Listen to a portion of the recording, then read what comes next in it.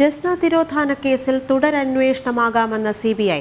ജസ്നയുടെ പിതാവ് പറയുന്ന കാര്യങ്ങളിൽ തെളിവ് ഹാജരാക്കണമെന്നും CBI കോടതി നിർദ്ദേശിച്ചു. രേഖകളും തെളിവുകളും സീൽ കവറിൽ നൽകാനാണ് കോടതി നിർദ്ദേശം. അടുത്ത മാസം 3-ന് കേസ് വീണ്ടും പരിഗണിക്കും. പത്തനംതിട്ട വെച്ചൂച്ചിറയിൽ നിന്ന് കാണാതായ ജസ്നയ്ക്ക് എന്ത് സംഭവിച്ചുവെന്ന് കണ്ടെത്താൻ കഴിഞ്ഞില്ലെന്ന റിപ്പോർട്ടായിരുന്നു CBI കോടതിയിൽ നൽകിയത്. ഈ റിപ്പോർട്ട് തള്ളി തുടരന്വേഷണം ആവശ്യപ്പെട്ടാണ് ജസ്നയുടെ അച്ഛൻ കോടതിയെ സമീപിച്ചത്.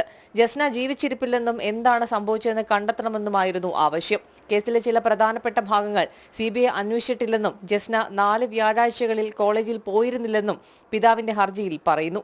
ജസ്നയുടെ അജ്ഞാത സുഹൃത്തിനെ കുറിച്ചുള്ള വിവരം തന്റെ കയ്യിലുണ്ടെന്നും ജെയിംസ് കോടതിയെ അറിയിച്ചിരുന്നു. ഈ സാഹചര്യത്തിലാണ് പിതാവ് പറയുന്ന കാര്യങ്ങളിൽ തെളിവ് ഹാജരാക്കിയാൽ തുടരന്വേഷണമാകാമെന്ന് CBI കോടതിയെ അറിയിച്ചത്.